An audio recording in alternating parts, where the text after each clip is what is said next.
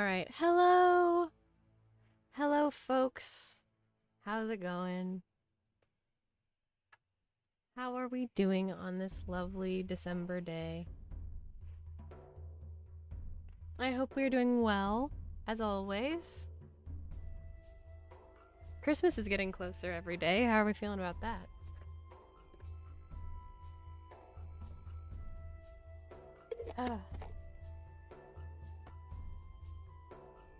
Sorry about the long intro time. I have been posting all of my posts to social media because with these streams I try to promote them a little bit harder than I do my other streams. So, how is the levels with the music and the audio? I'm doing all right today. We have a bunch of plans. Like, I have a lot of plans in my life coming up, so I'm getting ready for that, like, emotionally and mentally. But it's all good things. Hello, Semi. Hype for Christmas. That's good. I'm going to turn down the audio a little bit. I'll turn down the levels just because when I was listening back to the VOD, not yesterday, but I was listening back to the Passerine VOD so I could bookmark it or timestamp it. It was a little loud, so we'll turn it down just for ambiance sake.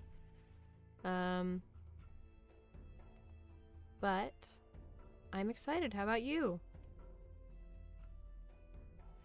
Alright, we will turn on my reading thing. There we go. And I don't know about the trigger warnings for this upcoming chapter. Da, da, da, da. Da, da, da, da, da, da, da. Man, this music makes me want to do music. Okay.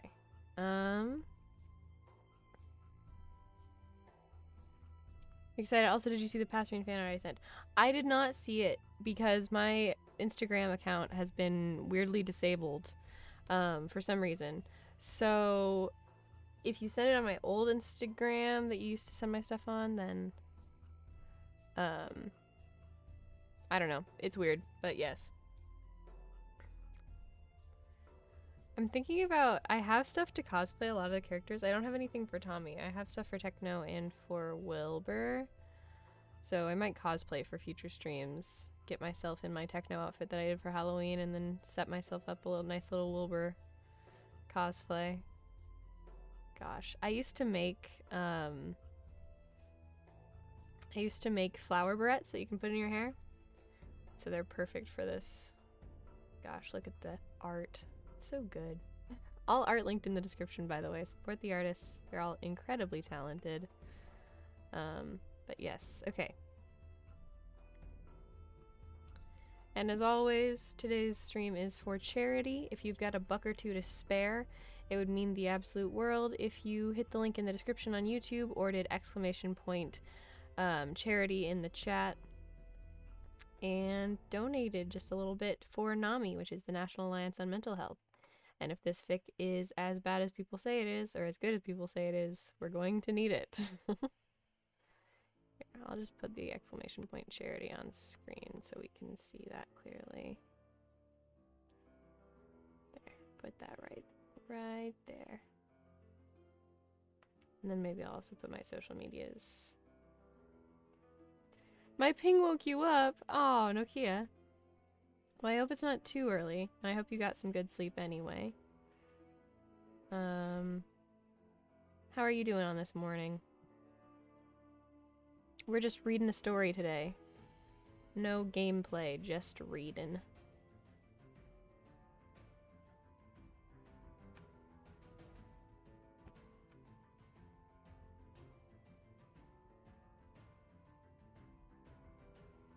There we go. It's 3 a.m. Oh my gosh. Why do you have notifications on your phones? I blame you for this. But if you want to have me on in the background while you're trying to sleep, then do that, I guess. It's good for my analytics. But golly, sleep is more important. I'm glad that somebody's time zone is beneficial in this case. Man, time zones are hard. It's almost like we're all on a globe and time is different for all of us. Dang. It's almost like time is subjective.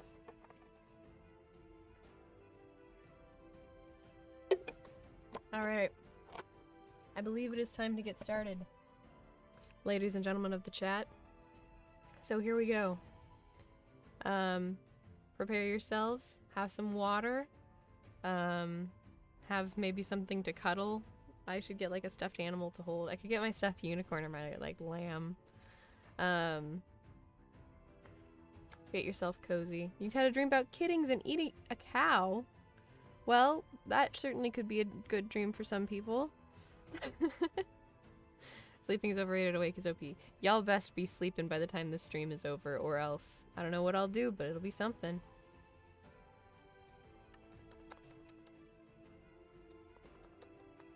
Tisk, tisk, tisk, tisk, tisk. Okay. But yes, get yourself cozy, get yourself comfy, get yourself relaxed. I've got my Christmas tree candle.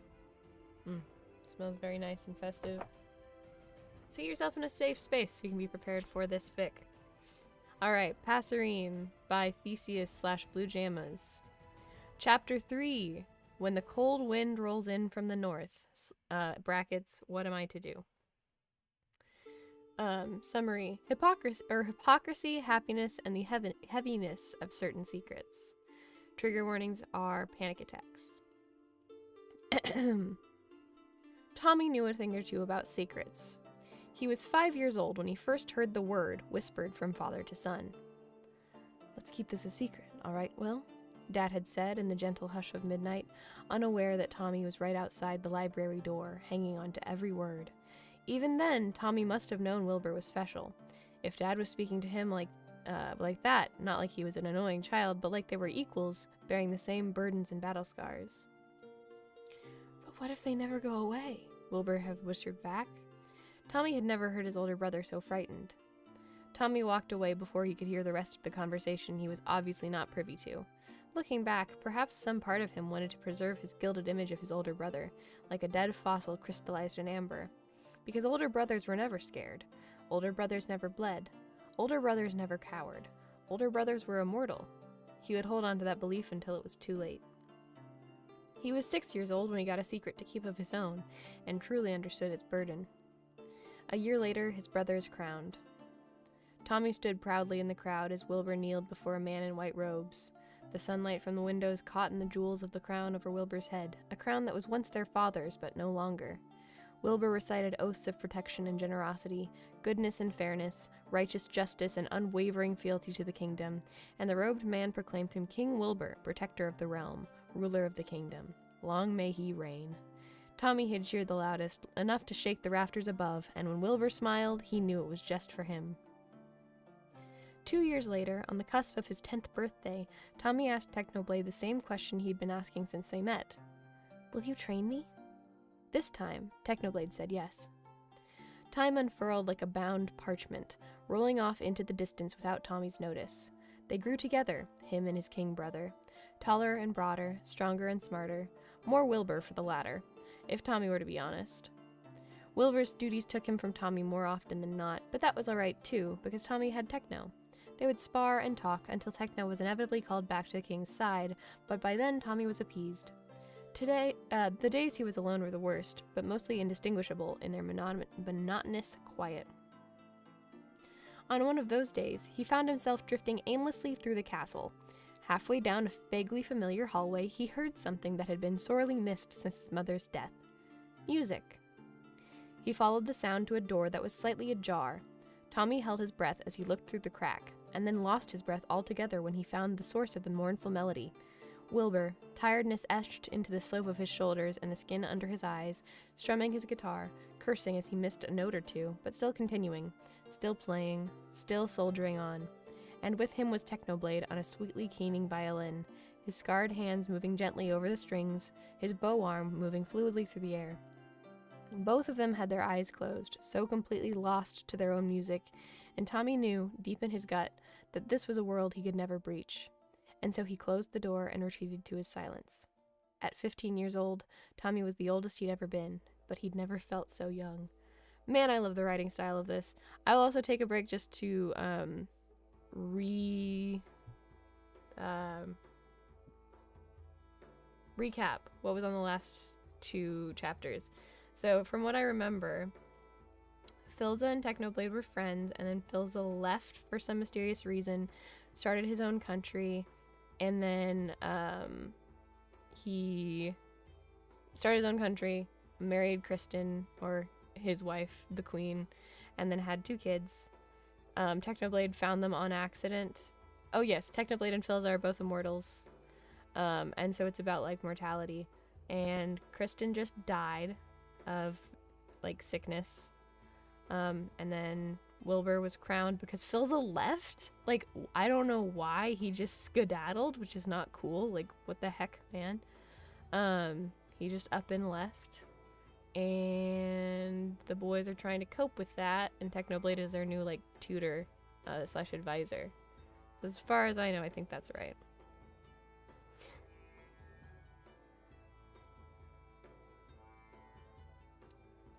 But yeah, it's good content. Good content.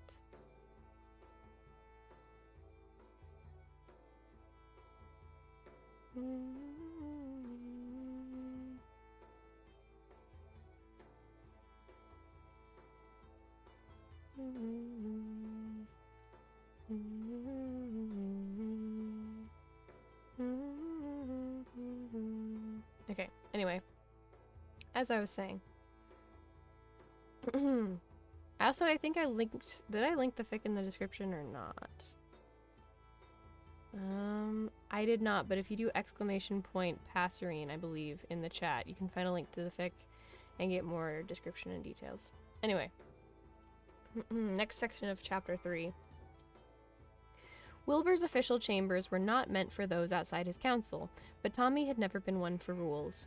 The guard outside the carved double doors, truly pretentious in Tommy's correct opinion, merely sighed at the sight of Tommy coming down the hallway, and shuffled to the side to let him pass.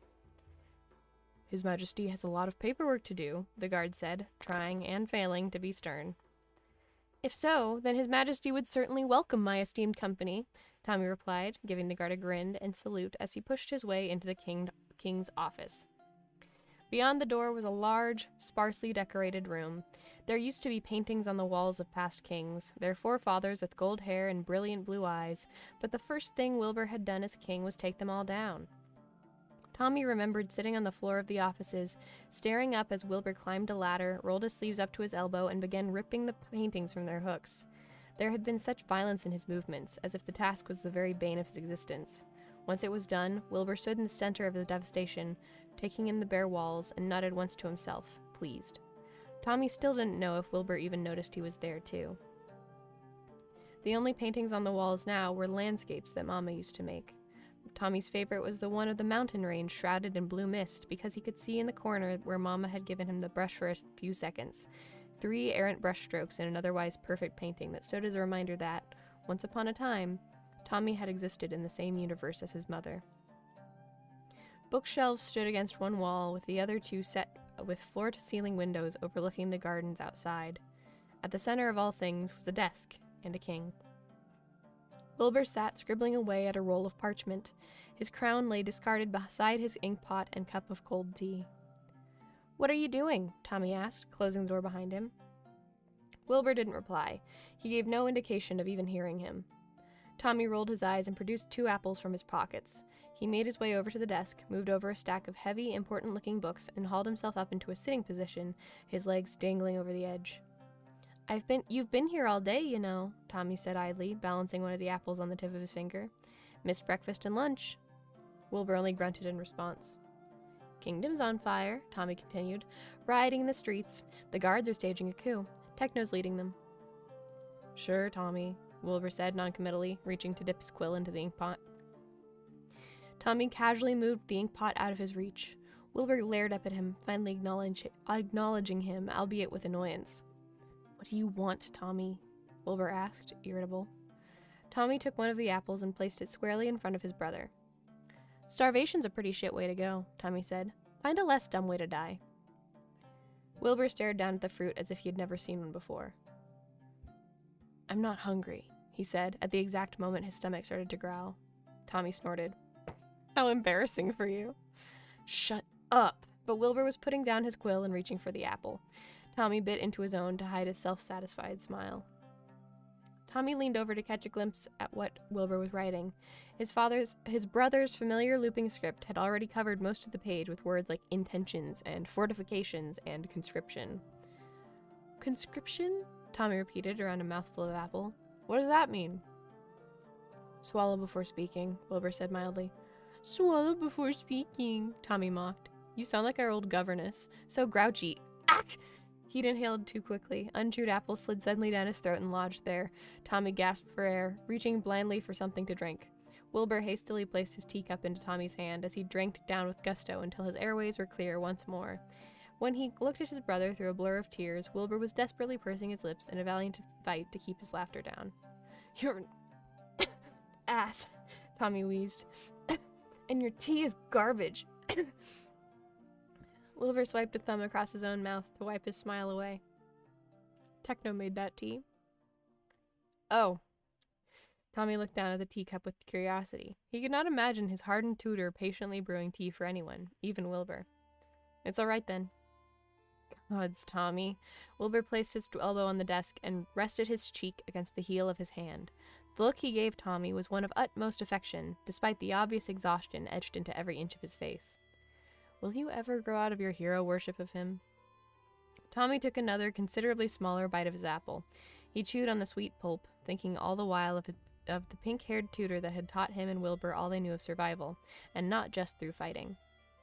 Techno could have left.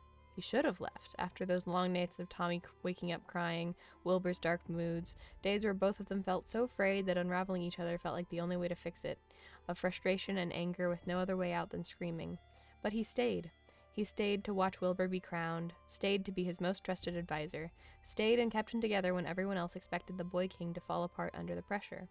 He stayed and marked Tommy's height on one of the statues in the training pavilion, despite his insistence that Tommy had not grown an inch. He stayed even after Wilbur forced him to attend balls and galas, and endured each one of Tommy's jibes about the pompous suits he was made to wear. How on earth could Tommy grow out of worshipping someone like that? Tommy swallowed, shrugged. Maybe if you were awesome, I'd hero worship you too. Wilbur scoffed. I'm awesome. Wilbur, if you have to say I'm awesome to prove you're awesome, you're not awesome. Do you remember, Wilbur said suddenly, straightening in his seat and staring at the blood-red fruit in his hand, when we used to pick these with Mother? And Dad, Tommy almost added before catching himself. We'd go down to the orchards with big wicker baskets, Tommy remembered. You used to lift me up on your shoulders so I could get the ones in the higher branches. A wistful smile tugged on Wilbur's lips. I probably can't lift you now.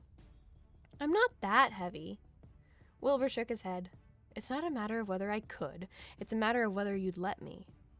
Tommy opened his mouth to retort, then quickly shut it when he realized it was true. He probably wouldn't appreciate being on Wilbur's shoulders, nor would he even need to. He'd hit his growth spurt sometime last year, incensing Techno greatly when it was clear Tommy would be taller than him if he kept up the pace. This meant he would soon be taller than Wilbur, too. We could just try shooting apples down with arrows, Tommy offered gently. I'll try not to shoot for your eye this time, Wilbur replied with a laugh. I don't remember much about her, Tommy admitted as he rolled his apple between his palms, as if that could somehow make her distant laughter clear in his head. But I remember how much she loved those apple-picking days. We'd be there until midnight if she got her way. She used to gather the apple blossoms and toss them at us just to make us laugh whenever we complained we were getting bored. No, Wilbur said quietly. That was Father. Tommy wanted to kick himself. Oh, well, I'm sorry, I guess. I told you I don't really remember. It's all right, Tommy. There's no need to apologize. Wilbur tossed his apple high into the air and caught it gracefully with one hand. He abandoned you, too. They polished off the rest of their apples in silence, neither of them saying another word about the phantoms that had been hanging over them for nearly a decade. It seemed to Tommy that people were haunted by two types of ghosts, the ghosts of those who died and those who left. It was just his luck that he had both. When they were both done, Wilbur silently wrapped the cores in an extra sheet of parchment and placed it at the edge of his table for later disposal. As he did, Tommy's attention was drawn back to the letter Wilbur had been working on when he entered. You didn't answer my question, Tommy said, idly kicking his heels against Wilbur's desk. What does conscription mean? Wilbur sighed as he took up his quill again. You don't need to know, Tommy.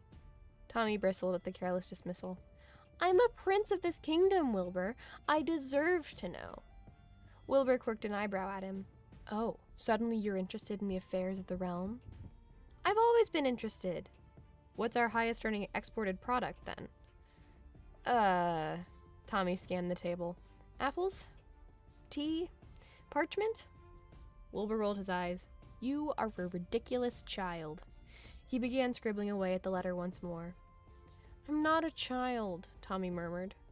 You are. Look at yourself. You're supposed to be a prince, yet you spend your days play fighting with Techno, or annoying the guards, or annoying me. What part of your behavior isn't childlike?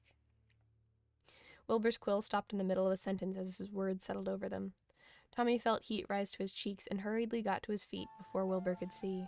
His gut churned at the insult. The lingering taste of apple on his tongue turned rancid and bitter. Tommy, Wilbur called, but Tommy was already making his way towards the door. Tommy, wait. You're not the fucking boss of me, Tommy spat without turning, lacing his words with venomous anger. I am, actually, but that's besides the point. Tommy heard Wilbur's seat scrape against the floor, but no footsteps running after him. Tommy! Gods, you're proving my point if you walk out that door. I don't care. Screw you, Wilbur. Screw you! Tommy threw the doors open, startling the guard outside. He marched past the threshold, slapping at his cheeks as if that might somehow dissipate the shame gathering there. He shouldn't be this angry. All three of them, Techno, Wilbur, and Tommy himself, had said worse things in the past, to and about each other, but seldom did it ever sting like this. Perhaps because it came in the wake of their father's memory being conjured up between them. Perhaps because it had been their first conversation in a week. Perhaps because Wilbur was right. Wilbur was always right. The door slammed shut behind him, echoing through the empty hallway. Come on, Tommy prayed. Run after me. But the doors stayed closed, and that was answer enough.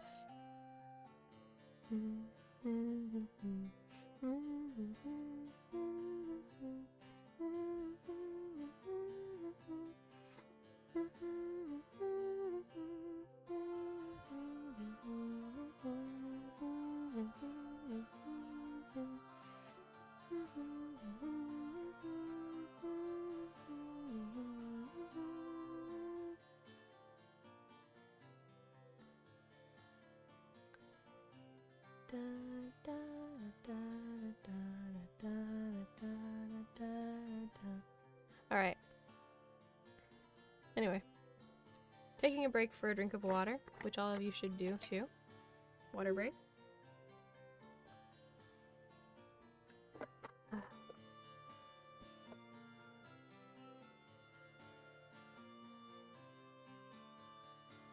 The story is very good. I really enjoy it. It's written very nicely. Let's go. Tommy found Techno in the training pavilion, practicing his lunges with the silver trident Wilbur had gifted him a few years back.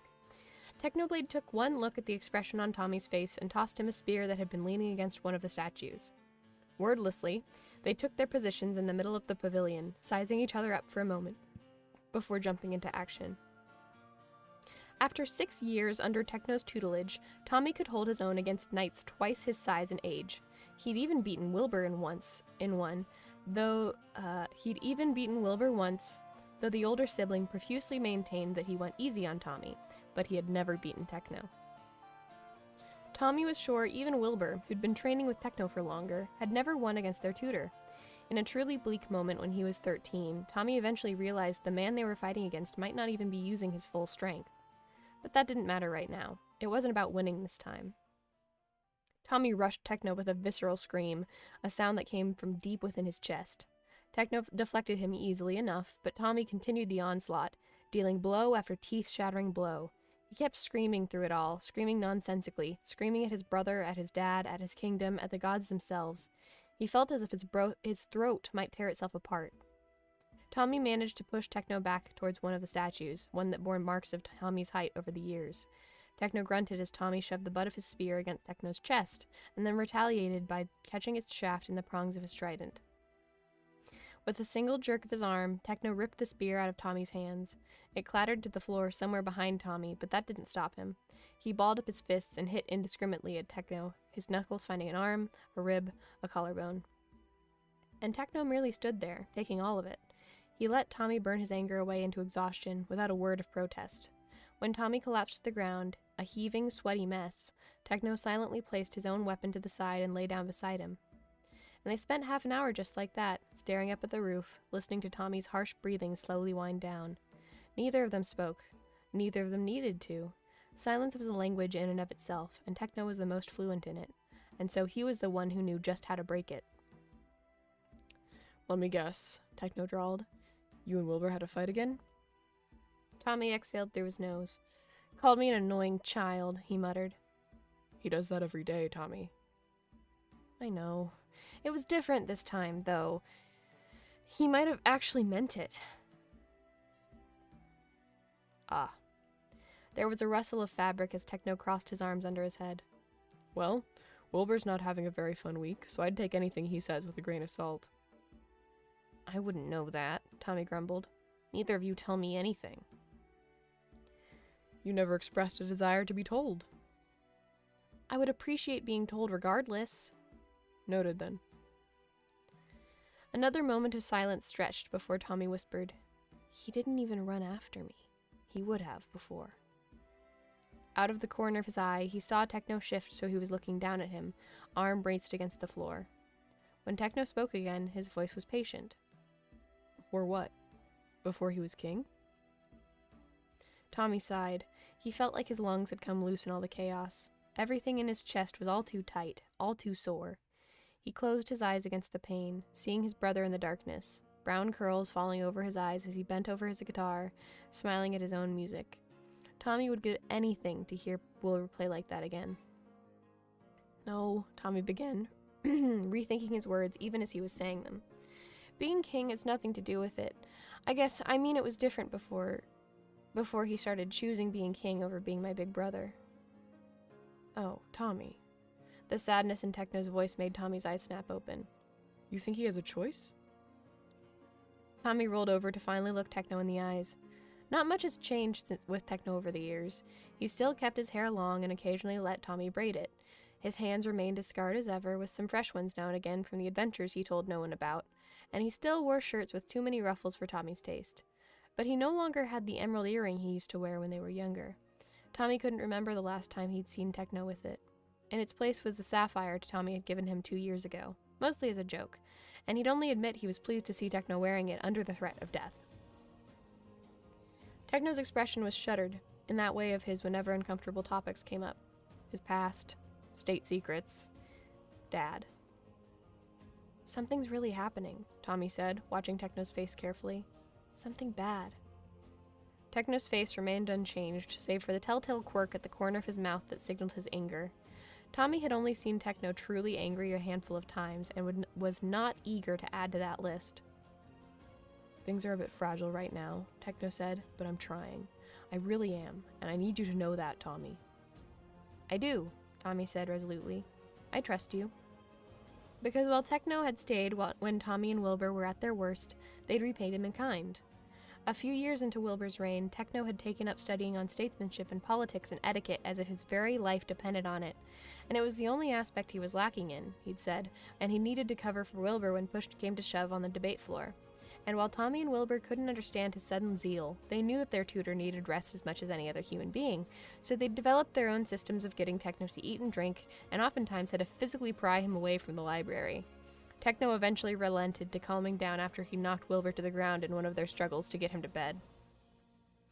And when he sometimes disappeared in the middle of the night, or went off to God's know where for days on end, they'd simply welcome him back when he was ready, no questions asked, partly because of the look on Techno's face after his little escapades implied that whoever asked would be thrown over a balcony. "If things are so bad, why are you here then?" Tommy asked. "Shouldn't you be at the king's side, sir right-hand man?" Techno wrinkled his nose in response.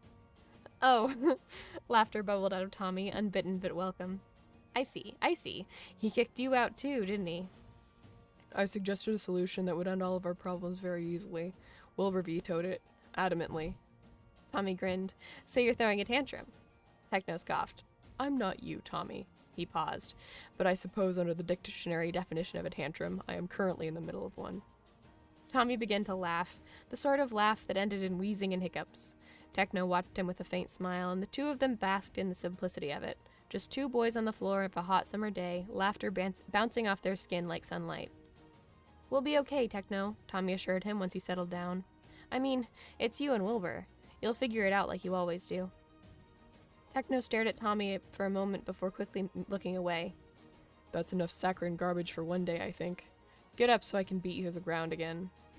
What does saccharine mean? "It means you need to brush up on your vocabulary, Tommy." Techno got to his feet and offered Tommy a hand. Tommy grinned as Techno pulled him up, and though his palm was scarred, it was warm. Tommy rolled his shoulder back until he heard the satisfying pop of his bones righting themselves. He and Techno had sparred until the sun went down, at which point a messenger had arrived to inform Techno that King Wilbur had said uncle and was crying for help. Not in those words, but close enough in interpretation. "Go," Tommy had encouraged when Techno had hesitated on the steps leading down from the training pavilion. "At least one of us is welcome back to His Majesty's good graces." "You should be looking for a way back into yours," Techno had replied, and was gone. Tommy had spent the rest of the evening stabbing at a training dummy with his spear, until another servant arrived to call him to dinner, which, unsurprisingly, he ate alone in an empty dining room. Afterwards, he'd made up his mind to swallow his pride and found his way back to Wilbur's offices. The guard standing post outside was gone, which meant that Techno was still inside. After all, who needed guards when Technoblade was there? As Tommy grew nearer, voices had begun to filter in through the door, muffled but getting clearer as he approached. "Quiet today," someone was saying, "but that hardly means anything. I think they know something I don't, Techno." Tommy held his breath as he pressed his ear against the door. "Did you do the breathing exercises I taught you?" Techno's soft drawl. "Did I? Of course I did. I did everything you said. I always do," Wilbur's fraught murmur. "Then why won't you let me do this for you?" "Do what?" Tommy leaned in as close as he dared. "Because it won't help," Wilbur had said. It sounded as if this was an argument they'd had a million times before. "We don't know why they're gathering at the border yet." "You've studied history.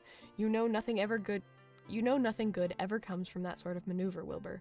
Meanwhile, the longer we wait, the less prepared we'll be when they—" "If they do," Wilbur interrupted. "We're not entirely unprepared. I've sent the conscription notices." There was a loaded pause. "You did?"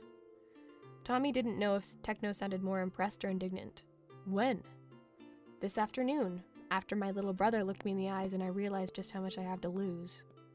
At that point, Tommy backed hastily from the door as if it burned him. He turned on his heels and ran, his head spinning and his heart hammering, unsure whether to laugh or to cry.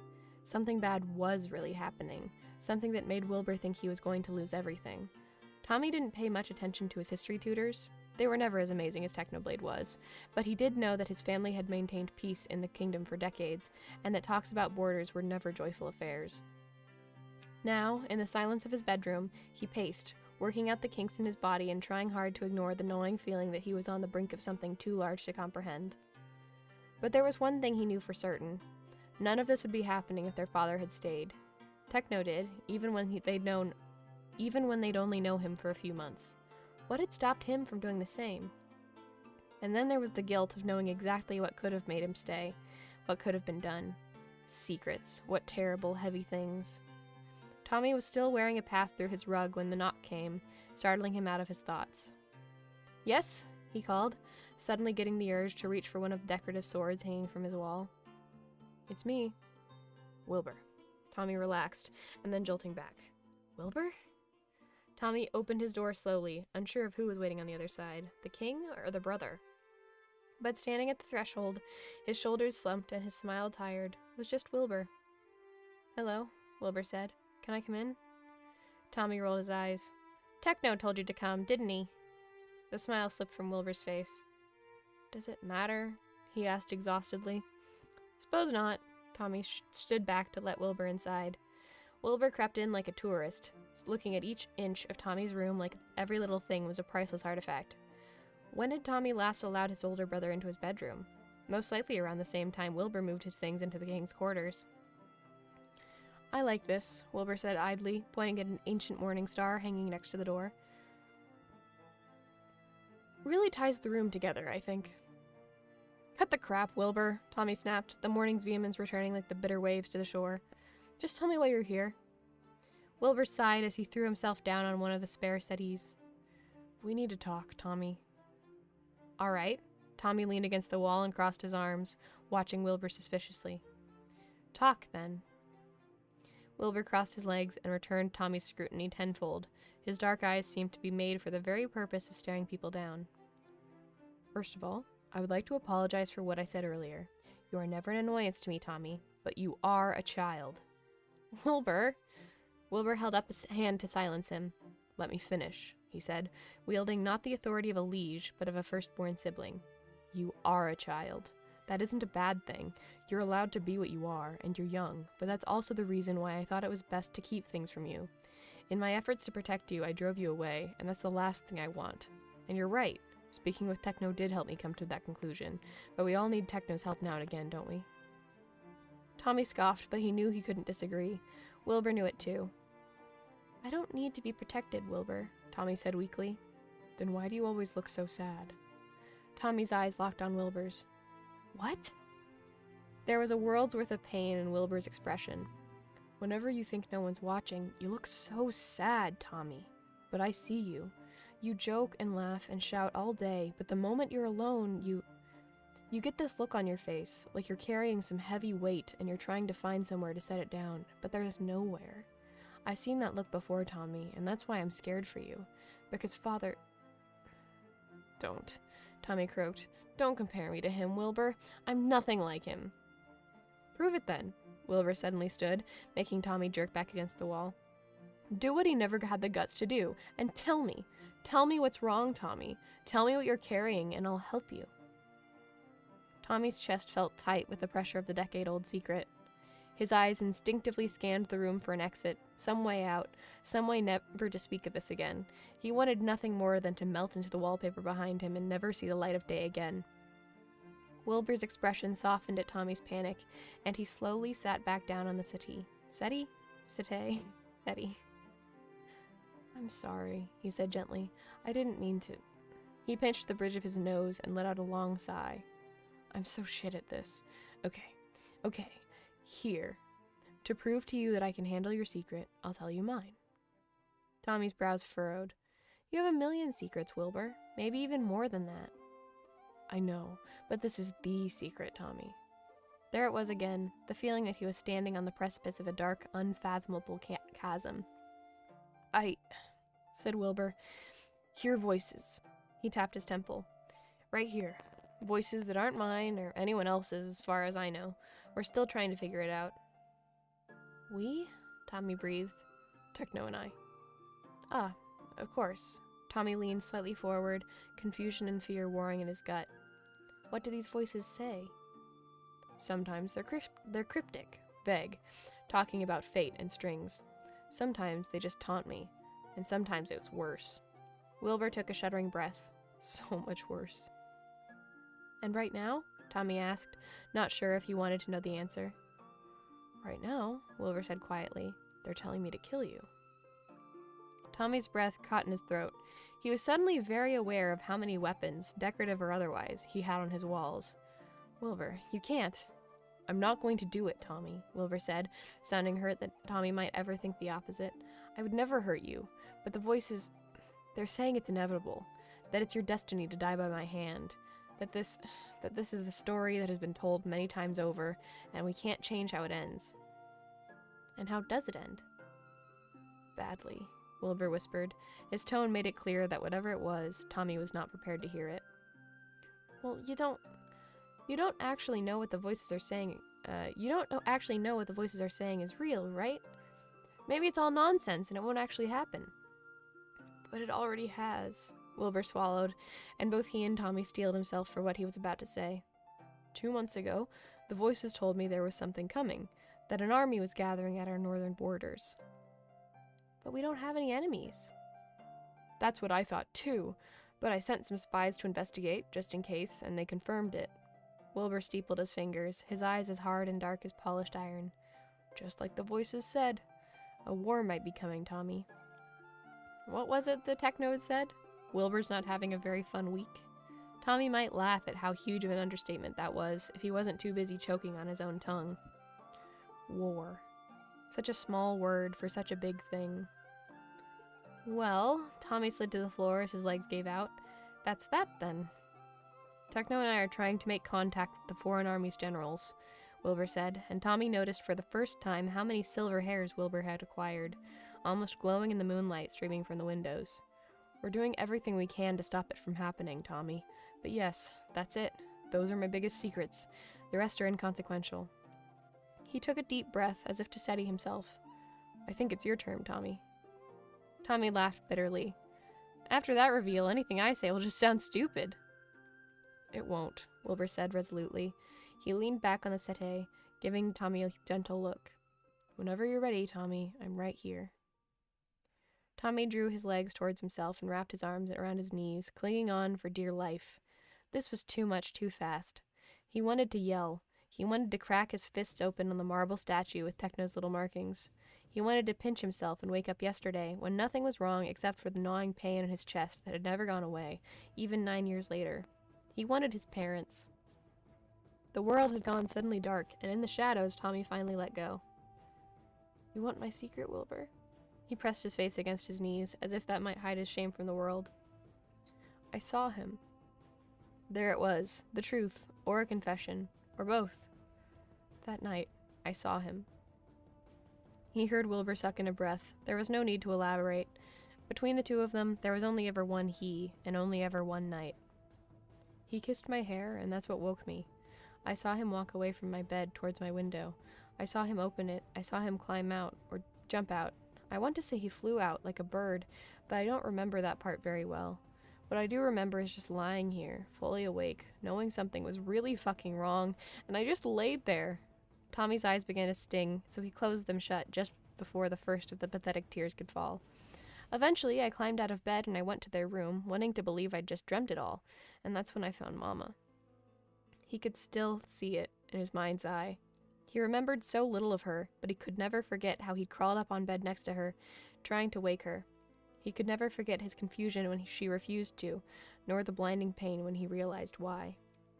Most days, Wilbur, that's all I could think about. How I was awake and I could have stopped him, and I could have made him stay, and you wouldn't have needed to be king so young. I could have spared you for all of this, Wilbur, and now everything's gone to shit, and it's all my... A sob tore free from his lips, suddenly and unrelenting. I want to help you, but I don't know how. Nobody ever taught me how. Tommy... Wilbur's voice sounded so far away. But the worst thing, Tommy continued, trying to ignore the ever-tightening noose around his neck, is that maybe I should have seen it coming. He used to come by your door in the middle of the night when he used to live across the hall. I kept my door open, just a crack, after the first time it happened, just to see if he would come again, and he did, so many times.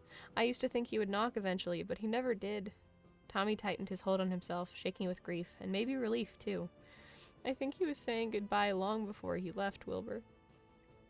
For a moment, the only response to his words was silence. Tommy was afraid to look up to see if Wilbur had left, angry and betrayed. But instead, Tommy felt warm arms encircle him and pull him towards something safe and solid. Tommy, Wilbur whispered into Tommy's hair, you were 6. And that was it. That was what finally broke Tommy in the end. He crashed into his brother, wrapping his arms around Wilbur's torso and burying his face in his chest. The tears finally came, a culmination of 9 years of guilt and paranoia, of stumbling through life unsure of where he stood with his brother, of fearing that one day Wilbur might find out what he failed to do and hate him forever. But this wasn't hate. This was the opposite. Shh. Wilbur ran a hand through Tommy's hair. It's all right, Tommy. Let it all out. There was just the two of them at that moment. There were no voices, no ghosts, no secrets. Just Wilbur and Tommy. Tommy and Wilbur. Eventually, Tommy's sobbing ebbed. His cheeks were wet and cold from his tears, but he could breathe easier than he ever had. He drew back from the circle of Wilbur's arms and found his brother looking at him with a gentleness he could never deserve in 1,000 years. See, Wilbur said, delicately brushing stray tears from Tommy's cheeks. Isn't it lighter with someone else to carry with... Tommy sniffled. You always have to be right, don't you? Well, of course. Otherwise, I'd be stripped of my title as Grand Master of Pretentiousness. The council would have a field day. Tommy laughed wetly. What will your voices say after you suffer such a disgrace?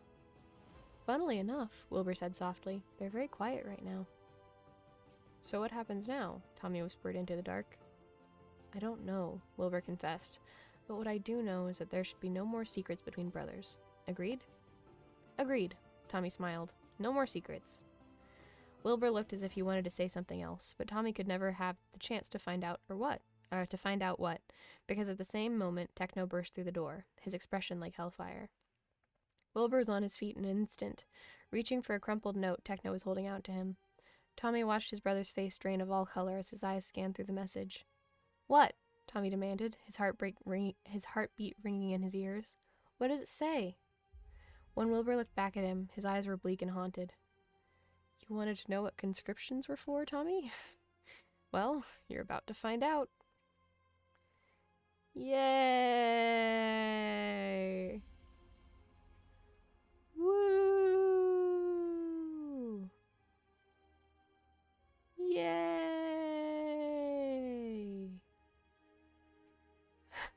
Finished chapter 3! Let's see what Chad has to say.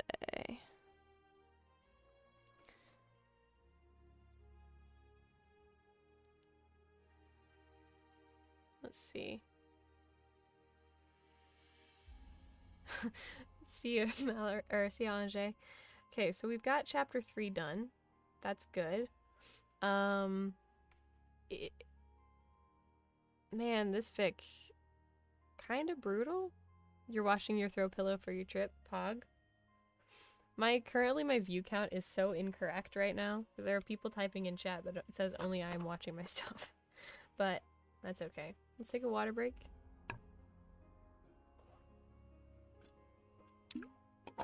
Water time. You'll love to see it. All right.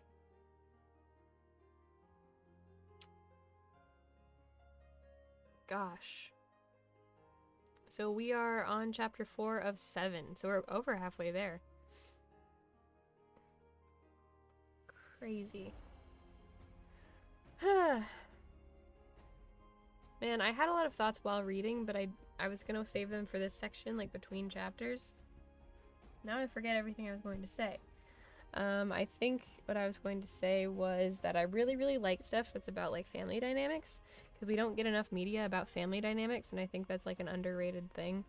Or at least like in the West, like in the US, we don't get a lot of stuff about like family dynamics, which is really just good content, lots of drama there that's not like used for stuff, so I'm glad we're getting this. I really like the characterization. I like all of the angst and distress, which is kind of weird to say, but I like enjoy I enjoy the story so far. I like that it's a lot of like emotional melodrama.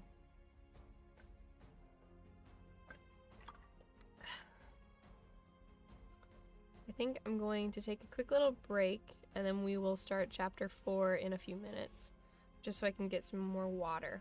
So I will be right back. I also need to change the titles to chapter 4 and all that good stuff. But yeah, let's go on to BRB.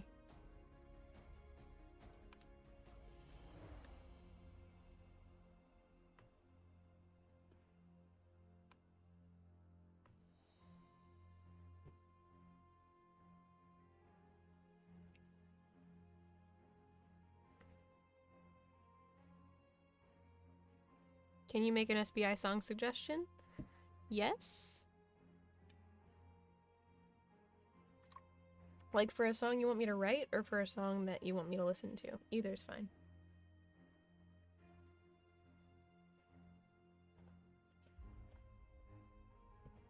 Okay, I'll be right back.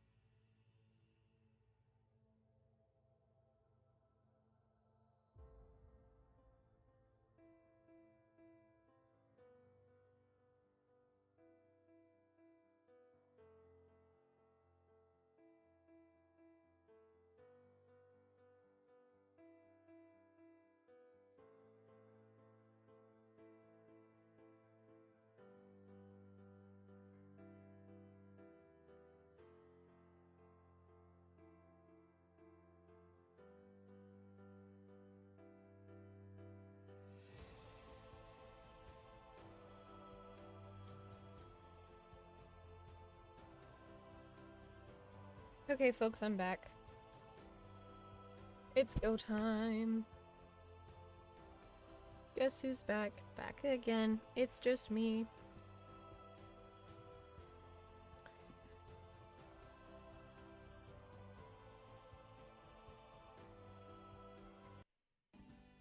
The music I have to start over the music I was listening to because it has been an hour. Okay. So I believe we will be starting the next chapter now. So I have to change my chat or my stream titles.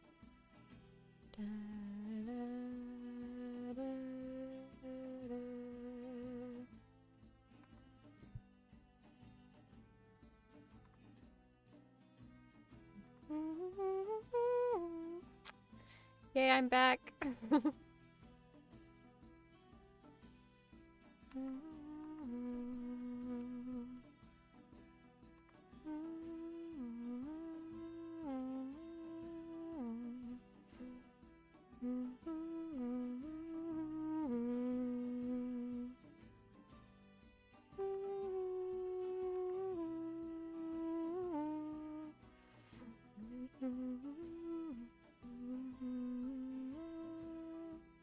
Okay. Since we are back... Oh, I'm also going to do myself a favor and put the link to the fic in chat just because it feels like the polite thing to do.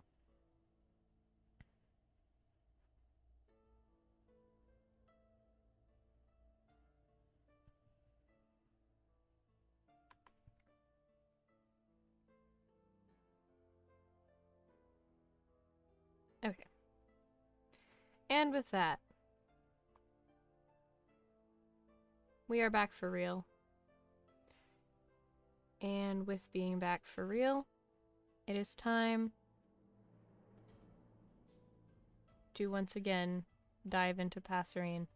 Passerine Chapter 4. Birds, my birds of a kind. In parentheses, they more and more are looking like centurions. Summary. War, warmth, and the act of welcoming someone home. Content warnings are violence, assault, and death. So we're going to put those in the warnings.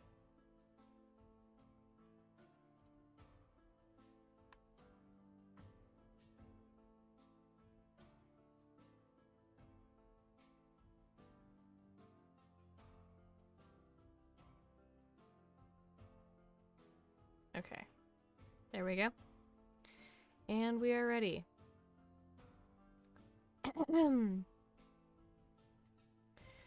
Three men stood on a balcony where once there were two, a mortal king, a mortal prince, and their red-eyed teacher. In the gardens below, travelers were gathering, most weary from their journey, from every corner of the vast kingdom. Even now, more were pouring into the capital city, staring in wide-eyed confusion, a conscription notice tucked into their pockets or crushed between nervous fingers. All able-bodied citizens of the kingdom are called to the Kinged Castle, the letters all said, carried from bustling towns to quiet villages by messengers on the kingdom's most swift-footed horses and courier birds taking their familiar wind-carved routes. War is coming, and it is time to defend your motherland. The conscription letter had gone on to specify that only those over the age of 18 were to be included in the king's army. Many had chosen to ignore that. Among the horde of trickling slowly into the kingdom was a brown-haired boy a year shy of the stipulated age. He kept the hood of his battered cloak up so no one could see the traces of boyhood still stretched into his skin like a brand. Someone noticed. It was a girl with hair as pink as the hibiscuses she grew in her garden. She had lived in the city all her life. Once, a man with the same hibiscus-pink hair had walked into her flower shop, his eyes bleak and unfocused. He'd asked her if she had any yellow roses for sale, and had bought it all. It was only later she realized who the man was, but by then he'd already left, headed towards the woods that bordered the city.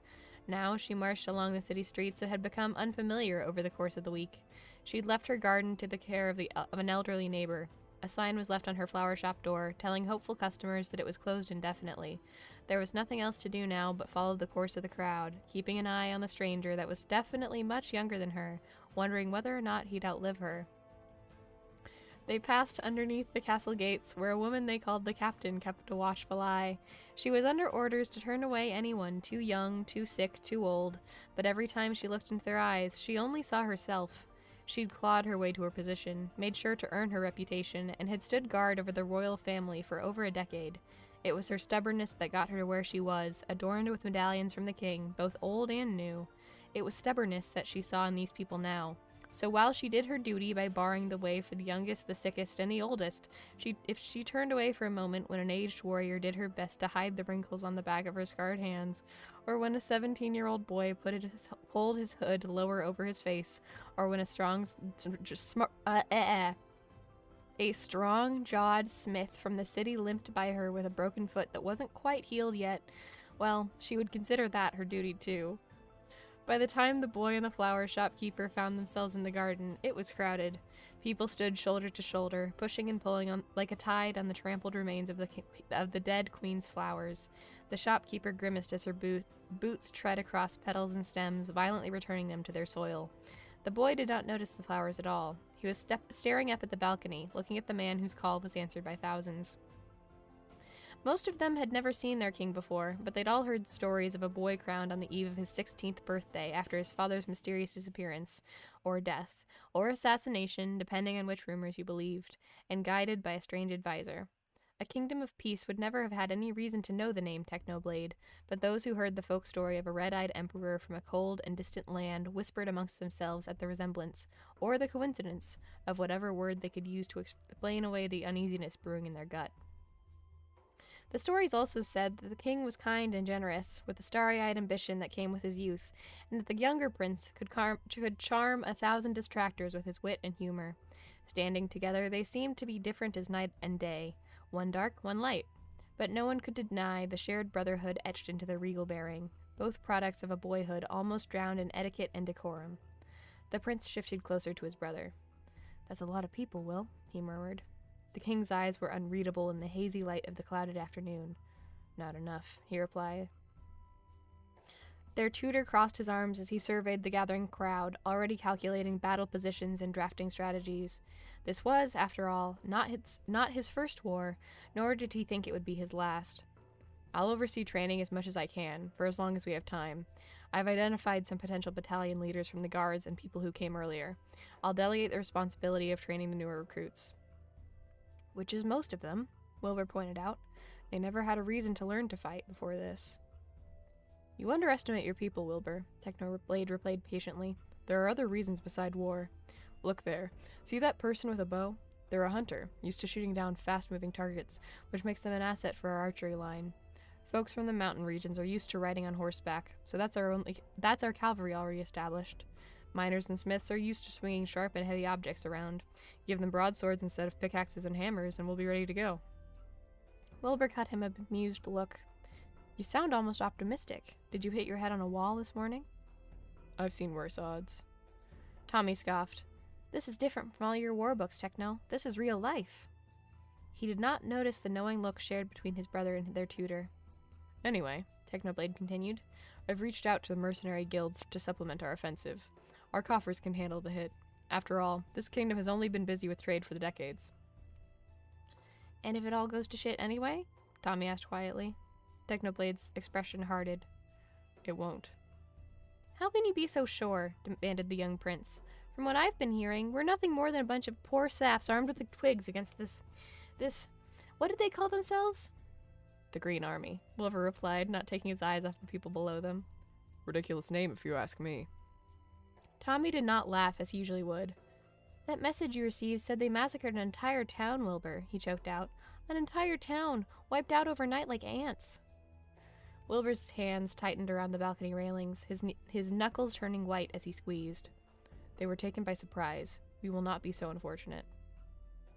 None of them said the obvious, which was the fact that Wilbur had not held his secrets close to his chest. Which was the fact that if Wilbur had not held his secrets so close to his chest, the town that once sat on their northern border might have survived. They might have been warned. They would have been saved from their merciless doom. Hypotheticals, Technoblade had told them before, were worthless, and only crippled their way forward, but it still sat in the uneasy silence between them, broken only by the tutor saying, "Other towns along the Green Army's route have been evacuated. We should be expecting refugees to arrive in the city in 3 days, but only the temporary camps will be finished and ready by then." And what's the status on the army itself? Based on the spies' reports, we have half a month at most before they arrive at the valley, which gives us another week to prepare the troops before we set out. The armory should be done tallying and divvying up weapons by now, and caravans have been loaded with other supplies. And the other thing we planned? Gathering the materials as we speak. The alchemists are working as fast as they can, given that it's delicate work, but it should be done before we go. Good. Wilbur stretched his head toward the sun, breathing in the last sweet winds of spring. As he did, Tommy and Technoblade were the only ones to notice the fresh scratch marks running down the pale column of his throat. Tommy opened his mouth to speak, but was silenced by a quiet shake of Techno's head. "I guess it's time." In one smooth motion, Technoblade jumped onto the balcony railings, balancing precariously like an acrobat on a tightrope, his beloved trident in his hand. He drove the butt of the trident against the railings, producing a sound like a bell tolling over and over until the crowd was almost silent, their attention caught. "Your king will now speak. I suggest you listen." He dropped back between Tommy and Wilbur, who gave him a grateful smile before turning back to their people, their army. "Friends," Wilbur began, his voice carrying out over the still crowd, now hanging on to his every word. "I see you all from where I stand. I understand you're afraid. You're confused. Years ago, I promised you peace on my father's crown, and now I call you to war. This is nothing less than treason. Rest assured, I will be facing consequences for it." The crowd stirred. Even Tommy looked to his brother in surprise, a question swiftly dying on his lips as Wilbur spoke on. "But that will be later," the king continued. "For now, we face an enemy that has mercilessly slaughtered our brethren on the northern border. That is what we shall keep in mind as we are ready to face them. More than a battle to defend ourselves, this is a war of revenge. We shall remember the innocents lost to the nonsensical greed of our invaders, and I vow to deliver you vengeance on a silver platter." Techno's eyes darkened, but he did not interrupt. His gaze drifted to the marble pavilion sitting in the distance, right where the crowd stopped. Its chest had been pilfered, the blunted training weapons melted down to make sharper, deadlier blades. The ivy tumbling from its roof swayed slightly in the wind, offering him a brief glimpse at the empty, dust-covered floor beyond. He wondered if he'd ever set foot in it again. The shopkeeper was the only one not watching the king as he spoke of bravery and keeping faith. Instead, she followed the tutor's far-off gaze, but all she could see was a small white building overgrown with weeds. "This will not be the end of our nation," the king said with a note of finality, his dark eyes sweeping across the gathered crowd, but not seeing their faces at all. He spread his arms, as if welcoming an embrace from someone no one else could see. "It has stood for centuries, and it will stand for centuries more. We will see our enemies burning, my friends, and I will scatter their ashes on the graves of people they took from us. And anyone who survives the fire will wish they had perished in the flames, and not by my hands. My only hope is that you feel the same, and trust that you are in the most capable hands I could find." He turned to the tutor. "You are in safekeeping in the guidance of General Technoblade. Together, we will defend this kingdom, or die trying." The silence of the crowd gave way to thunderous applause, the exultant cry of hundreds of people who did not know truly what awaited them on the battlefield. The aged warrior with the scarred hands was intimately familiar with violence and turned bitterly away from the excitement. She had been like them once, but no longer. They would learn, sooner or later, but it would not be a gentle lesson. However, they were united in some things. They trusted their young king and their prince, they trusted their general, and they wished to see their enemies burn. The boy in the crowd felt that unity down to his bones. This is it, he thought. This was what it meant to be a part of something, to belong. He felt a smile creep onto his face, and soon he was joining the noise, hollering until his lungs began to ache, joining in the people's furious glee. He was going to hold the line. He was going to drive the enemy back, to protect the land that raised him, and he was going to be a hero. At 17 years old, Tubbo was the oldest he'd ever been, but he never felt so young. Only one person did not seem impressed by the king's words. The tutor-turned-general was staring at the king, his mouth a thin line of disapproval. "Since when did I get the promotion?" Technoblade asked slowly. Wilbur shrugged, dismissive. "You're already acting like a general anyway." "But I—" "Technoblade," The king's voice turned cold as he stared his old tutor down. You promised to help me. Was that a lie? Technoblade's eyes flashed dangerously. Careful, Wilbur, he said quietly. You're forgetting who you're talking to. Wilbur blinked, his eyes suddenly clearing. He opened his mouth for some sort of retort, perhaps an apology, but then there was Tommy. Brilliant, loud Tommy, leaning so far over the railings Technoblade had to pull him back by the back of his shirt. When he turned to them, he was beaming, his eyes bright in the afternoon gloom. We're going to win, Tommy said, his ears still ringing with the crowd's approval. We're actually going to win, aren't we? Wilbur and Techno exchanged one glance, and all was forgiven. The conversation shelved for another day. The general still looked at the king with something close to concern, and the dark circles under his eyes were getting harder and harder to ignore each day, but none of that mattered anymore. If Tommy said they were going to win, then by the gods, neither of them would tell him otherwise, not when he looked the happiest he'd been in a month. By this time next month, we'll be back to worrying about trade routes and bothersome sycophants, Wilbur assured him. What the hell's a sycophant? Gods. The king gave his brother a look that was equal parts annoying and adoring. Remind me to hire a better linguistics tutor for you when we get home. Tommy rolled his eyes. Good luck finding someone that can stand me. I'll chase anyone away in 3 days at most. Bet your whole damn life on it. Wilbur grinned at Technoblade. I can think of one person. Techno, will you... Finish that sentence. Technoblade drawled in his usually monotone manner. And I will end your bloodline right on this balcony. I will throw you off. Witnesses be damned. As the king and prince dissolved into laughter, for one shining moment, children again, Technoblade found himself smiling. The sky was dark and bleak, but there, on that balcony, there was sunlight.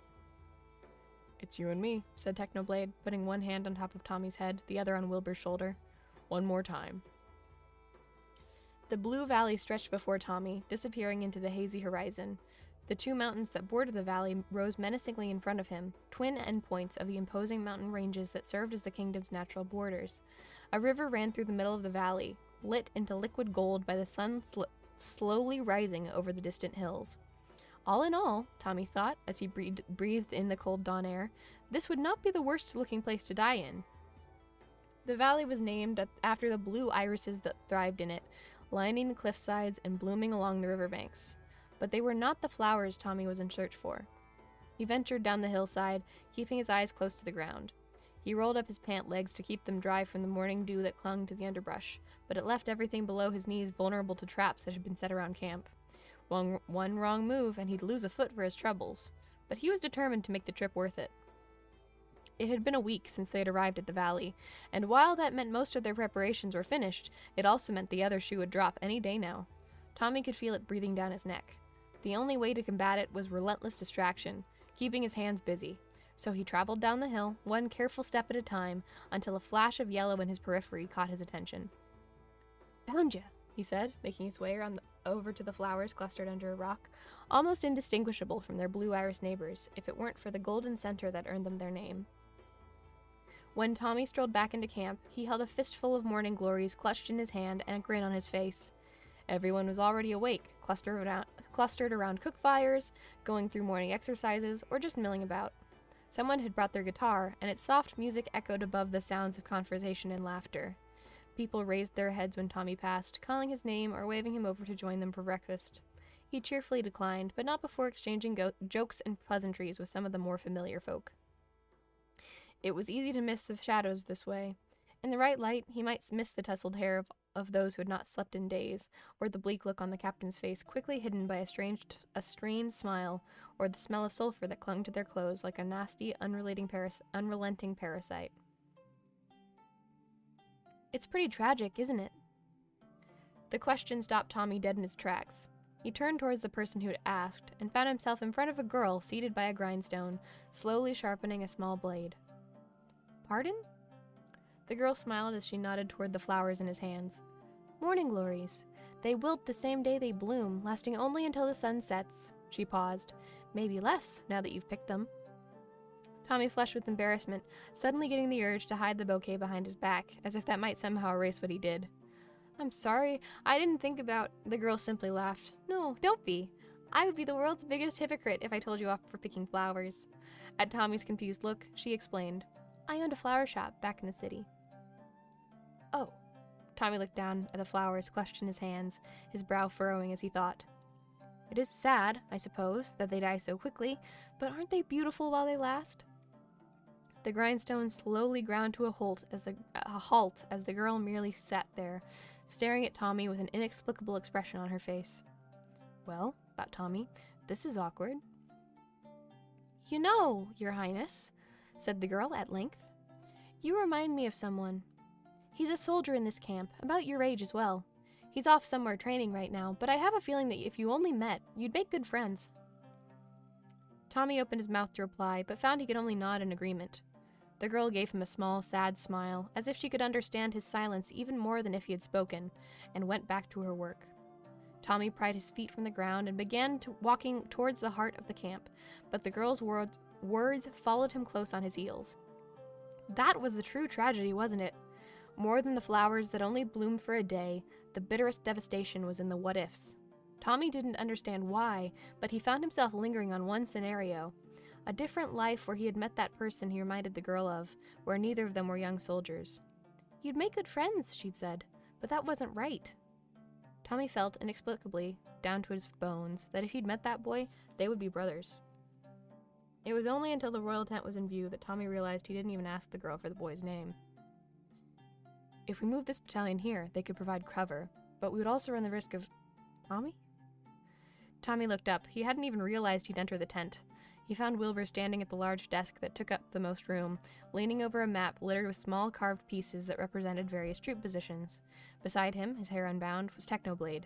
Both were staring at Tommy with concern. What? He demanded.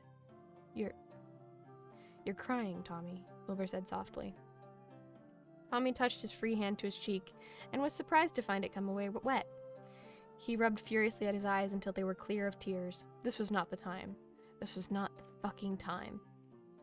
He strode deeper into the tent, ignoring the worried look Wilbur threw Techno, and Techno's answering shrug. Tommy stopped at one corner of the map and pointed to a cluster of carved archers clustered on what would be the hill they were currently on. We don't need that many, he said determinedly. Just one. Just you, Wilbur. Wilbur seemed frustrated by the change of topic, but had no other choice than to follow his little brother's lead. You're overestimating my aim, Tommy. Tommy drifted away from the map, throwing himself on a spare chair in the corner. He gestured Techno over, and the general silently complied. You always pull through when it matters, Tommy said as Techno took a seat on the ground in front of him, his back to Tommy. As Tommy gathered Technoblade's hair into his lap, he added, except the many, many times you lost a duel with Techno. Normally, this would warrant a chuckle, or at the very least, an indignant eye roll, but Wilbur simply leaned over the map again, his expression shuddered once more. Techno turned to Tommy and whispered, We must not break his intense, beast-like focus. Tommy snorted. The only beast-like thing about him is the tangled lion's mane he calls hair. Wilbur's head snapped up to glare at them both. I heard that. Of course you did, Techno said, turning back away. Lions have an unparalleled sense of hearing. Tommy laughed quietly to himself as he began braiding Techno's hair, his fingers making knots with the ease that came with years of practice. This had been the routine for the past week. Wilbur would pore over the battle plans with wild-eyed obsession that got more and more frenzied by the day. Techno would call out every flaw in Wilbur's proposed changes until they encountered one that seemed to be actually useful, and Tommy would braid. It kept his hands busy. If it weren't for the distraction of Techno's hair between his fingers, Tommy would most likely join the flower shop girl over the grindstone, mindlessly polishing his spear until doomsday. Sometimes, Tommy would wake up in the middle of the night and find his brother still awake, reviewing their plans and muttering to himself, or not to himself, the voices. The mysterious, omniscient, creepy-as-all-hell voices that had plagued his brother for years. Tommy began to weave the morning glories he found into Techno's hair, to hide the fact that his hands had started shaking. 2 nights before had been the worst of it. Tommy had been awoken by the sound of glass shattering. Opening his eyes, he found Wilbur standing over his cot, a shard of broken glass clutched in his hand and raised over his head, ready to strike it into Tommy's chest. Tommy had stopped breathing completely. Will, he'd said, voice coming out meek and trembling. I meant to kill you. Wilbur had croaked, blood dripping down his arm from how tightly he was holding the broken glass. We're going to kill you, Tommy. It's fate. It's meant to be. Wilbur! Tommy had reached out to clutch at his brother's shirt. Wilby, please, don't hurt me. Wilbur had blinked rapidly, his eyelashes glistening with unshed tears. You haven't called me that in such a long time. and the glass shard had dropped, but not into Tommy's flesh, onto the ground beside his cot, driven into the soft dirt. Wilbur had kneeled beside him for the rest of the night, whispering apologies that chased Tommy into his uneasy sleep. By morning, Wilbur seemed to have completely forgotten the incident, or chosen to ignore it completely, and Tommy was already plucking flowers off the hillside with shaky fingers. Tommy looked up now to find a white cloth tied around Wilbur's left hand, where the glass had cut into his skin. It was the only evidence that that night had not been a dream, and that Wilbur's voices were slowly taking over.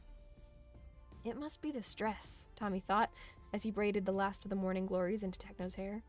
When the war was over, Wilbur would be back to normal again, and Tommy could go back to not being absolutely terrified of his older brother. Done, Tommy said at last, flicking Techno's braid over his shoulder. Finally. Techno stood and plucked one of the morning glories off his hair. He tucked it behind Tommy's ear before moving over to one of the chests tucked under the table. Consider this a sign of my gratitude. He opened the chest and pulled out something dark and folded. When he unfurled it, Tommy shot to his feet, his eyes going wide at the blue and red coat Techno held up, its golden buttons gleaming, the royal coat of arms stitched over where Tommy's heart would be. They finished it! Tommy couldn't help the laugh that bubbled out of him. They actually finished it! Gods, Tommy, Techno said with a small smile. It's just a uniform.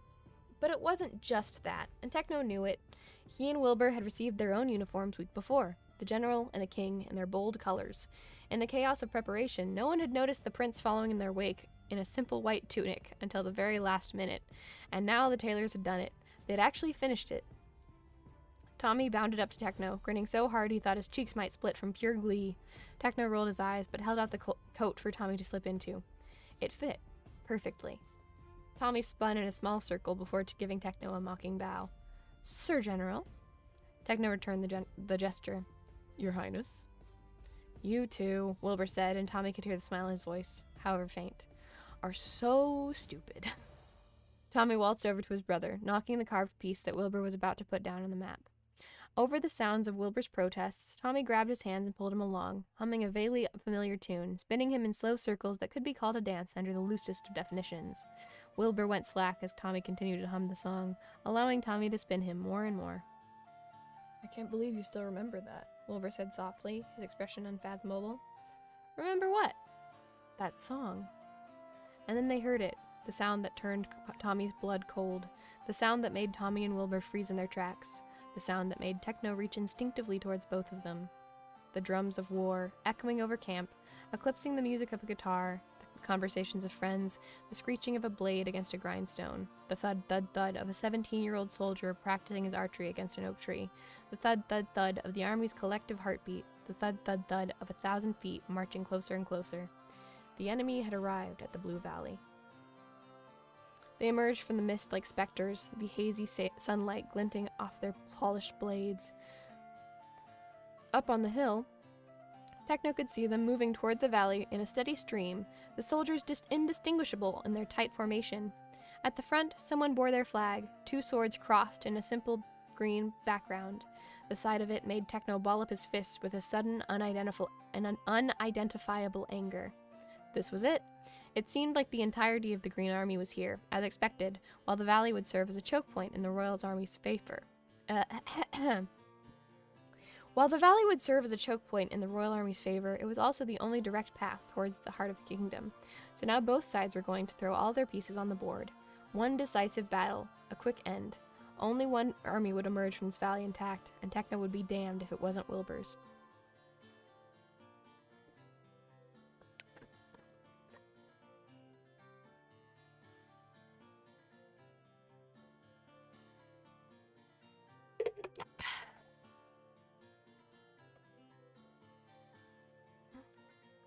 Techno turned to the king standing beside him. Are you ready? Wilbur's eyes looked on the mountains. Ready as I'll ever be. The camp behind them was empty. Everyone was in position, moving like clockwork under orders that they'd been practicing for days. The only ones left on the hill were Wilbur, Tommy, and Techno. And the archers. Tommy bounded up to them at last, his chest heaving with the effort. They sent up the flare, he announced breathlessly. It's go time. Wilbur turned towards the group of archers behind him. Between them was a raging campfire, sending flickering shadows over Wilbur's face as he took one arrow from his quiver and dipped its cloth-covered point into the flames. The dozen archers, the best of the best, handpicked by Wilbur himself, copied him wordlessly. The cloth, smothered in a special incendiary fuel, would burn faithfully until it reached its mark. Wilbur turned back towards the valley, knocking the arrow into his bow. With a deep breath, he pulled the arrow back and aimed towards the sky. Behind him, the other archers did the same. "Hold," he ordered. The Green Army marched closer. "Hold!" Techno felt a hand close around his, nails digging into his palm, and looked down to find Tommy staring intently at their encroaching forces, his eyes unblinking. They were close enough now that Techno could see the glare of the dawning sun bouncing off their breastplates. Wordlessly, Techno squeezed Tommy's hand. Now, Techno thought, it has to be now. At the same time, Wilbur called out, "Fire!" 101 burning arrows arched over the valley like comets of red and gold. The Green Army paused, perhaps in confusion at the pathetic display of force. Just 13 arrows soaring across the air. It would not even hit their front lines. But that didn't matter. They were not the intended target. Once upon a time, Wilbur's aim had been so poor that it would have taken nothing short of divine intervention to correct it. So Techno corrected it. Now, Wilbur shot true. His arrow landed amongst the weeds, and then there was fire. It felt like the whole valley was set ablaze, the heat searing Techno's skin even from where he stood. The burning arrows had lighted a line of fire that ran horizontally through the valley, cutting the Green Army off completely. Soldiers from the Royal Army had doused that area in the ever-burning fuel the moment they saw the enemy coming, and then promptly fell back into the mountains, taking shelter for the next phase. The fire would not hold them off forever. Wilbur gave a signal, and the archers scattered to their next positions, leaving the three of them truly alone, watching the wall of fire for the first signs of life.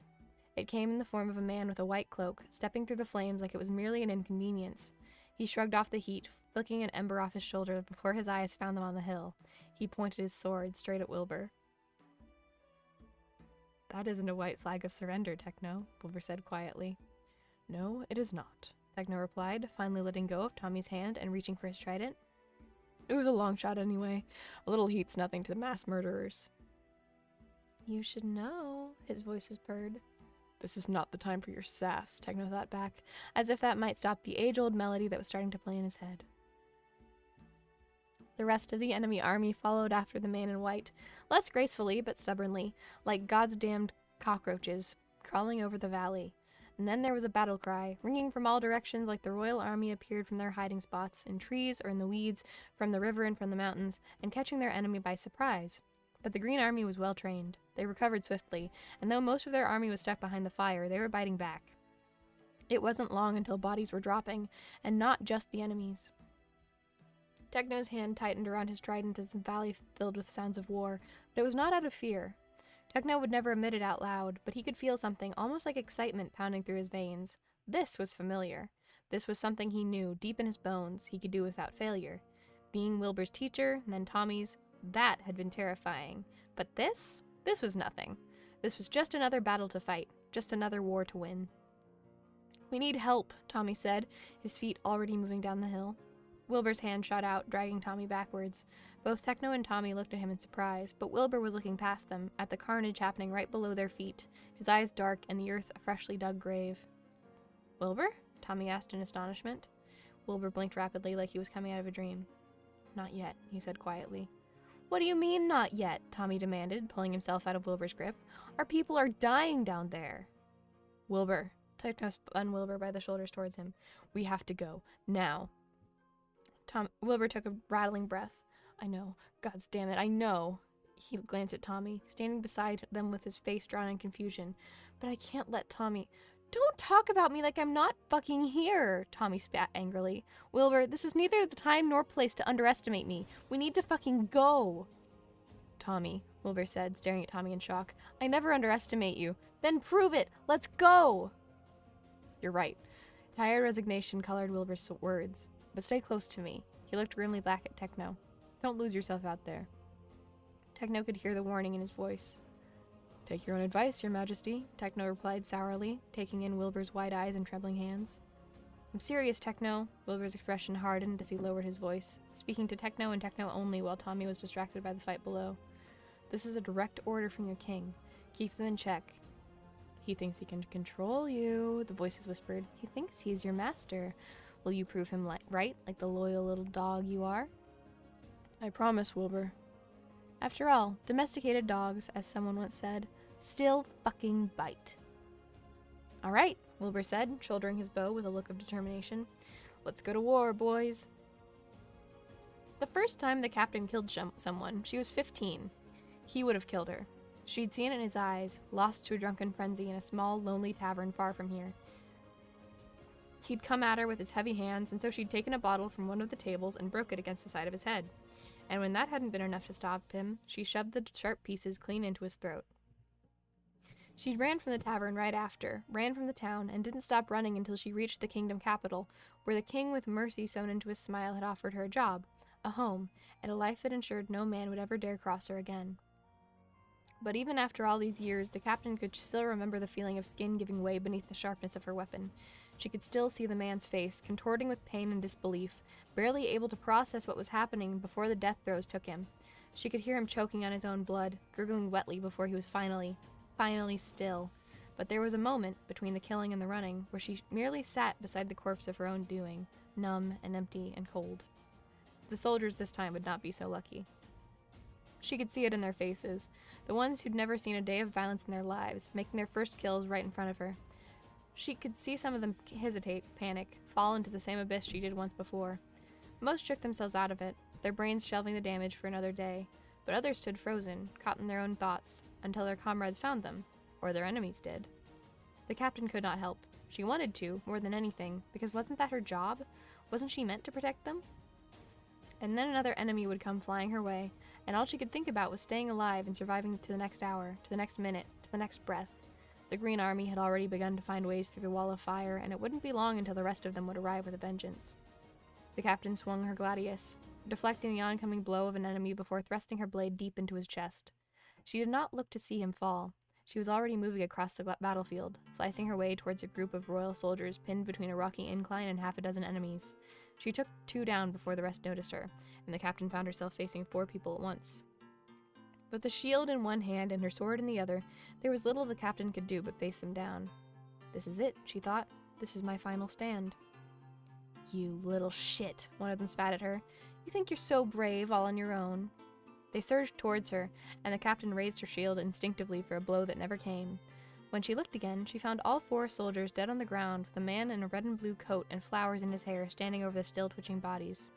Blood dripped down the prongs of his trident, too much to have come from just the 4 bodies.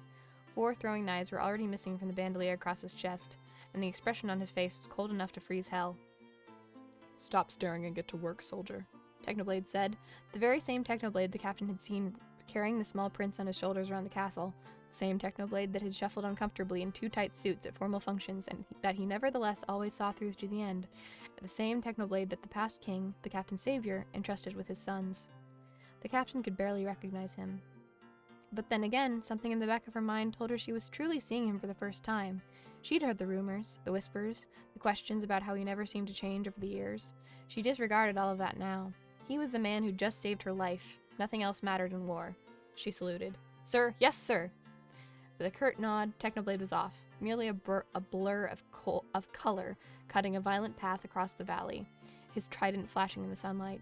A whimper caught the captain's attention, and she turned back to the royal soldiers she had been trying to rescue. Are you all right? She asked them. One of them, a fresh recruit she did not recognize, blubbered. Who the hell was that? That was your bloody general, she snapped, so you can stop cowering in your corner now. The blade has just joined the fight. Okay, I need a minute. My throat's hurting. Good night, Semi. Hello, Cool Zebra 99. And oh my gosh. Why am I popping off with the spam bots?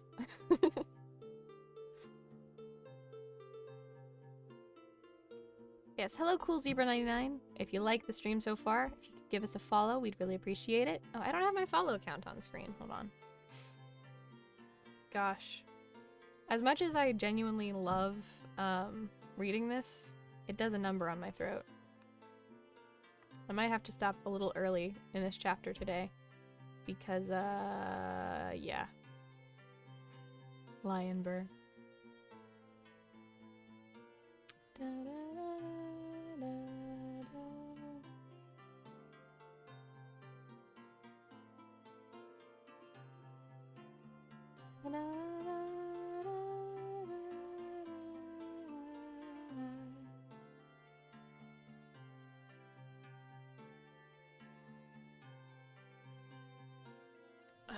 Water time.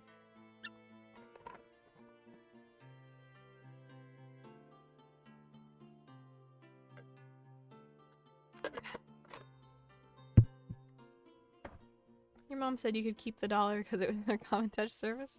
Okay. We love money here. Speaking of money, if you've got a few bucks you want to donate to charity, we are fundraising for Nami today, so if you go into the description of the video on YouTube, or you do !charity in the chat. Hello, Rice! Welcome! Yeah, we're taking a little break right now. Just because I need to rest my voice. Reading for so long is not sustainable. But yes, welcome. If you'd like to drop a sub, we'd really appreciate it. Or like the VOD. Let's see. But yes, we're fundraising. And so that's the biggest thing. I'll do an !charity in the chat. Because if you go to this link, I think I have to do it on YouTube and Twitch. No, okay. If you go to this link, then you'll be able to donate to the National Alliance on Mental Illness, which is fundraising for supporting the mentally ill, which is really important and also very relevant for this story. So if you're down with that, you could drop us $1 or $2. I'd really, really appreciate it. It would mean the world. But yeah, we're just taking a little break for rest and rejuvenation right now. Also, if you're watching and you're new to the channel, if you could give us a follow or subscribe on YouTube, I greatly, greatly appreciate it. It would mean the world.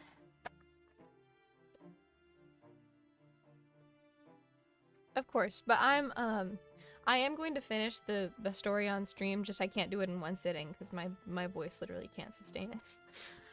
But yes. There are a lot of other people who have read Passerine, but I'm going to do it myself. I'm going to do it, I promise.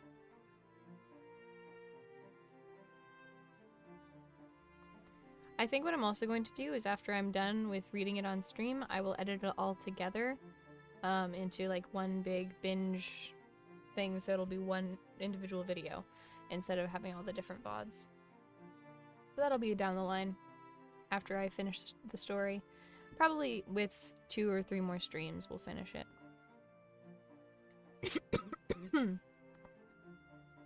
Let's see. I think I'll read for a little bit longer. And then we'll take a break. And by take a break, I mean I'll end stream and we'll come back to it a different day. Because, again, my throat is a little sore. So, I need the break.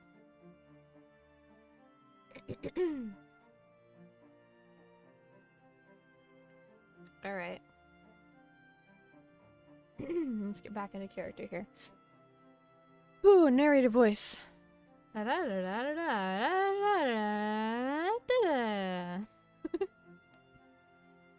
Okay. The laughter was the worst of it.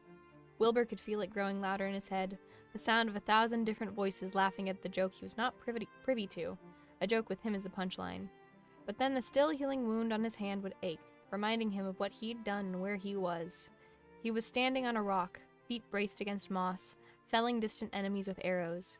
He was King Wilbur, protector of the realm, ruler of the kingdom, leader of the royal army, and he'd brought all these people here. He was not going to let them down.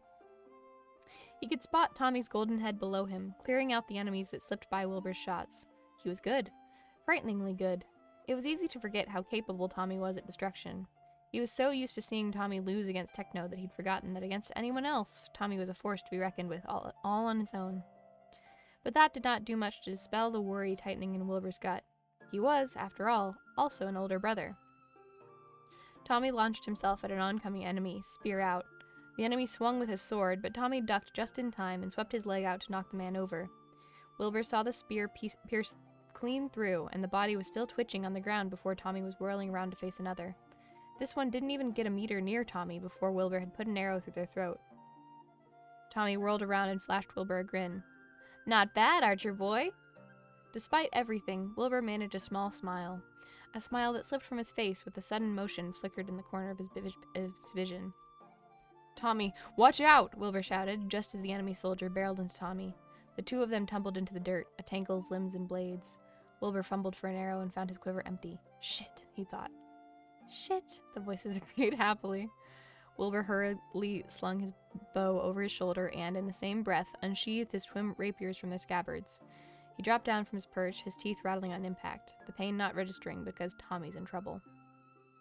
The enemy soldier had Tommy pinned to the ground, the sword raised over his head and ready to drop. Tommy was thrashing, desperately reaching for the spear that had been knocked out of his hand, but Wilbur was already kicking the enemy violently off of him. The enemy rolled across the ground, allowing Wilbur to stand between him and Tommy, the twin swords flashing menacingly in the flickering firelight. Get the fuck away from my brother, he hissed. How touching, the soldier said mockingly. He was different from the others, Wilbur could tell. He didn't know how exactly, but he just was. His eyes and hair were as black as coal, in stark contrast to the blood-stained white cloak he wore around his shoulders. Oh, I should do... Hold on, my voice frame is wrong. You, Wilbur said, brows furrowing. I saw you walk through the fire. How? The man scoffed. You think that little stunt could hurt me? He raised his blade. Upon closer inspection, it looked to be made of pure obsidian, pitch black all the way down to the hilt. I was born in fire. Are you the leader of this army? Wilbur demanded. The man gave a short bark of laughter. Me? No. I'm merely a pawn in this game. A pawn with a grudge to settle, but a pawn nonetheless. He grinned. Now show me what he taught you, King. Wilbur didn't need to be told twice. He launched himself at the man, blue irises crunching beneath his feet. Their swords met, and from there it was a dance. Blades flashed as Wilbur began pushing the man backwards, but he was matching Wilbur hit for hit. Wilbur thrusted forward with his left sword, but the man dodged fluidly before swinging his sword in a mean arc that would have taken Wilbur's head clean off if he had not stepped backwards. From there, the man launched his offensive, striking from above, but Wilbur managed to cross his rapiers together and blocked the hit just in time. The blow reverberated down to Wilbur's bones, but the man gave him no time to recover, pushing his blade harder against Wilbur's. Wilbur dug in his heels to the ground and parried, using the man's weight against him. He hoped it would cause the man to stumble and end this matter once and for all, but instead, the man swung again, feigning another overhead strike before changing to a side hit at the last moment. Wilbur blocked the blow, but the force of it sent him crashing to the ground. The white-cloaked soldier stood over him, a small smile playing on his lips. That was disappointing, he said, spinning his sword lazily between his fingers, as if he had all the time in the world. At the very least, I expected a man trained under a god of blood to, well, actually draw some. Wilbur froze. He glared up at the man standing before him, suddenly understanding. You're here for techno. The man stopped spinning his sword. I'm surprised he told you what he is. You must mean a lot to him. His smile was slow and cold. That makes this all the more fun. He raised his sword and brought it crashing down. Dun dun dun. And that is where we are going to end stream for today, because my throat literally cannot handle anymore. But I think that's a really good stopping point. I'll keep the tab open and remember where I ended it, and we will pick it up right there when we are done. Or we'll pick it up next stream. I hope you guys enjoy this stream. Again, if you're new to the channel and you're watching it, so we have 4 viewers right now, which is awesome on YouTube. If you could drop a like on the video, make sure to subscribe and turn notifications on so you can know when I'm reading any more of it. And I would really, really appreciate you. There's still always time to donate. This charity thing that I have going goes until at least the end of the month. So if you would do me a favor and drop just $1 in the link in the description on YouTube, I would appreciate it forever. But yeah, thanks so much for watching, and as always, I appreciate you guys. I'll be back streaming. I'm gonna take a break for a few days because I'm going out of town, but I'll be back soon. And I'm really, really excited to keep streaming for you guys. Appreciate you all. You were watching Dream SMP clips, and one of J Schlapp banning Dream stands from his chat. One of the people was called Mallory, and I was like, fellow Mallory. Yeah, that Instagram, yep. Because my current one that I have linked everywhere else is weird. I can't do anything because Instagram has weird policies. If any of the viewers who are on here right now can get onto my Twitch channel, I'm going to raid somebody If you are not on Twitch, please do me a favor, and I was in a YouTube video with a friend, and so if you could do me a favor and pop over to that video, give her a view or two, drop a like on the video, I'd greatly appreciate it. We support pals in this house. But yeah, so if you can go onto my Twitch, the Twitch link is in the description.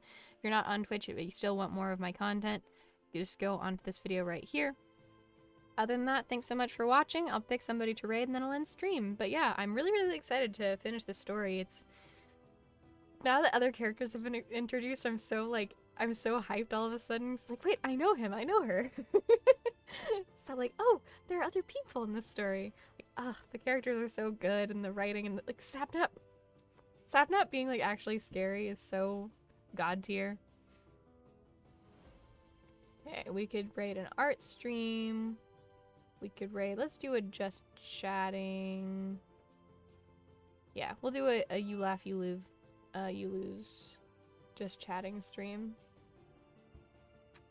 Alright.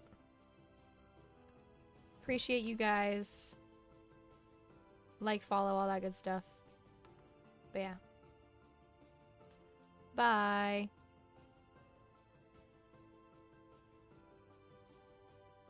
Yes, the flower shop owner is Nikki, yes.